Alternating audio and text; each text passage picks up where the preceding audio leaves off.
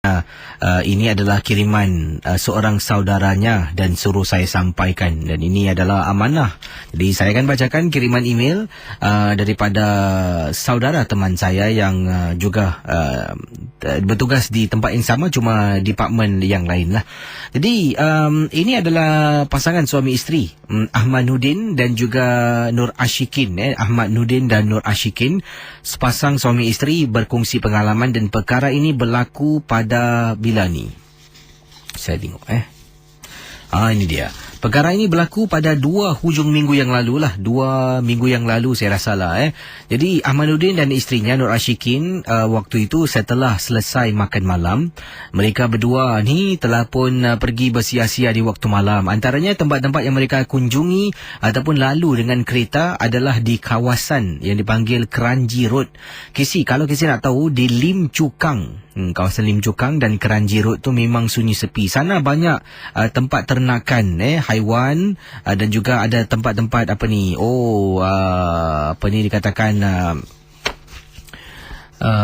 tempat orang boleh saya katakan ni bercucuk tanam lah. Dan apa yang Ahmaduddin dan Nur Ashikin ingin berkongsi sama, saya telah membawa isteri saya pergi ke tanah perkuburan Kranji sebab pernah kami dengar diceritakan dalam Misteri Jam 12, dan kami cuba cari, dan isteri saya tahu tempatnya tapi tak berani nak pergi. Oleh kerana kami berdua yang saya sedang memandu dalam kenderaan, kami pun menuju ke arah Kranji, tanah perkuburan yang disebutkan. Bila sampai di sana, saya meletakkan kenderaan saya di bahu jalan ataupun di tepi jalan. Kemudian isteri saya tunjuk, "Bang, ni dia bang, kubur Kranji." Dari mana saya letakkan kenderaan tu tak dapat lihat pun satu kubur. Jadi saya tanya pada isteri, "Awak betulkan ni kubur?" "Betul bang." "Mana ada kubur? Gelap, mana nampak?" Jadi saya ajak isteri saya keluar. Jom kita tengok sekejap nak." Abang ni meripik lah. Pukul berapa ni? Takutlah." "Tak ada apa-apa lah, awak ni meripik lah. Ni kubur, bukan ada hantu, semua orang dah mati." Kata Encik, saya panggil Encik Ahmad lah. Encik Ahmad bersama dengan isterinya. Jadi kisah akhirnya saya dengan isteri saya keluar dari kenderaan. Saya matikan enjin. Nasib baik dalam kenderaan saya memang ada lampu solo untuk kecemasan. Saya bawa lampu solo bersama. Langkah masuk dalam tu rumput-rumput banyak lah. Kemudian saya mula suluh. Pertama kali saya hidupkan lampu solo dan mula menyuluh, saya tersuluh di atas tapak tanah perkuburan. Kubur yang pertama saya nampak kisi depan saya, kata Encik Ahmad. Jadi bila saya dah nampak kubur yang pertama ni kisi, saya dengan isteri saya pun jalan perlahan-lahan. Entah macam mana, ini dia kisi. Isteri saya kata dia takut. Saya pun tak begitu berani sangat, kata Encik Ahmad. Tapi bila dah berada depan kawasan tanah perkuburan Kranji, rasa takut tak ada, rasa ingin tahu meluap-luap dalam sanubari. Isteri saya pun tak membantah apabila saya jalan masuk ke dalam. Malah dia ikut saya dari belakang, tapi dia pimpin tangan saya. Tak tahulah kisi, apa sebenarnya yang mendorong saya dengan isteri masuk tanah perkuburan Kranji selepas jam 12.30 malam. 2 orang dengan menggunakan satu lampu suluh sahaja. Semakin dalam masuk, semakin dalam kami pergi, banyak lagi kubur yang saya nampak. Ada, kata Encik Ahmad, kubur-kubur yang masih bersih. Ada juga kubur-kubur yang dah tertimbus dengan rumput-rumput panjang.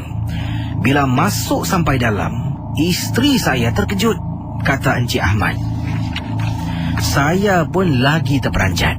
Casey nak tahu apa yang saya nampak? Saya dengan isteri nampak ada seorang perempuan ni sedang duduk di hadapan kubur, seolah-olah dia ni sedang menziarahi orang yang dah meninggal. Jadi isteri saya mula tunjuk dan bisik pada saya, Bang, apalah? Berani orang ni masuk sini dalam sorang-sorang Saya toleh pada isteri, "Awak ni kan kubur. Siapa nak datang waktu malam, nak menziarahi orang yang meninggal tak salah," saya kata pada isteri. Jadi saya dengan isteri tiba-tiba rasa takut kisi. Bila dah masuk dalam sangat, baru kita perasan, kita ni main jalan ya. dah sampai dalam ni.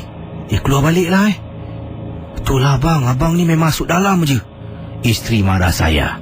Bila saya toleh Casey, di sini digunakan Encik Ahmanuddin. Katanya Casey sumpah saya tak bohong. Bila saya dengan isteri pusing nak keluar dari kawasan kubur, seolah-olah perempuan tu, saya tak pasti dia atau bukan, sebab saya dengan isteri terus tak berani nak toleh. Seolah-olah Casey, perempuan yang kami nampak sedang duduk di hadapan kubur tiba-tiba bersuara, "Dah nak balik?" Saya dengan isteri bila dengar suara halus tu, tak tanya pun isteri dengar tidak, isteri saya pun tak tanya dengar tidak.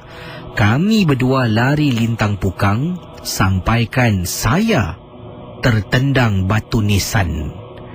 Batu nisan tu dapat saya lihat daripada berdiri tegak, tercondong sedikit, lari ke arah kenderaan.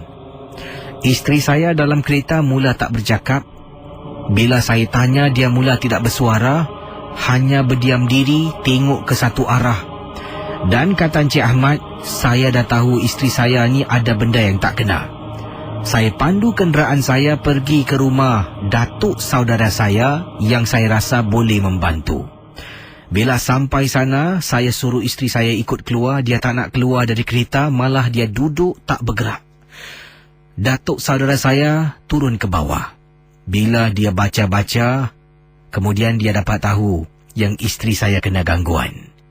Casey, rupa-rupanya dipendekkan cerita, kata Encik Ahmad, benda ini telah pun merasuk isteri saya apabila saya lari tertendang batu nisan yang condong sedikit. Susah Casey nak halau. Malah saya terpaksa angkat isteri saya naik ke atas rumah Pak Long. Sebab bila Pak Long mula membaca, isteri saya mula terpekik-pekik dalam kereta. Sampaikan ada juga penduduk-penduduk keluar dari rumah mereka.